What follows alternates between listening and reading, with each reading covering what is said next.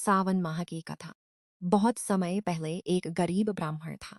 वह भगवान शिव का परम भक्त था, लेकिन गरीबी के कारण वह बड़े बड़े पूजन नहीं कर पाता था।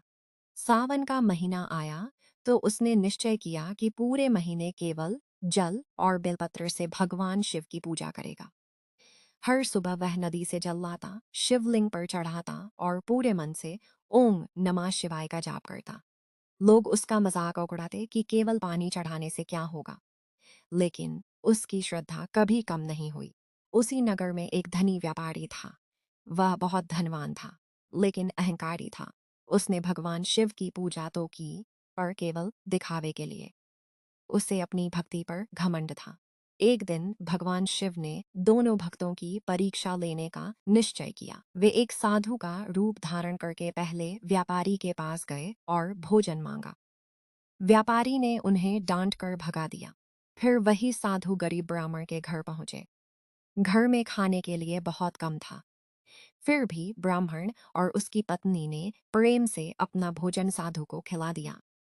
साधु प्रसन्न हुए और अपने वास्तविक रूप में भगवान शिव प्रकट हुए। उन्होंने कहा, मैं तुम्हारी सच्ची भक्ति और सेवा से प्रसन्न हूँ। तुमने बिना किसी स्वार्थ के मेरी सेवा की है। भगवान शिव ने ब्राह्मण को सुख, समृद्धि और सम्मान का आशीर्वाद दिया। धीरे धीरे उसका जीवन खुशियों से भर गया। दूसरी ओर अहंकारी व्यापारी को अपनी गलती का एहसास हुआ। उसने सच्चे मन से भगवान शिव से क्षमा मांगी और विनम्र होकर भक्ति करने लगा। भगवान शिव ने उसे भी क्षमा कर दिया। कथा का संदेश। भगवान शिव को धन दौलत नहीं, सच्ची श्रद्धा और भक्ति प्रिय है। सावन में शिवलिंग पर जल, बेलपत्र और सच्चे मन से ओम नमः शिवाय का जाप करने से भगवान शिव प्रसन्न होते हैं। अहंकार छोड़कर दया, सेवा और विनम्रता का मार्ग अपनाना चाहिए। हर हर महादेव।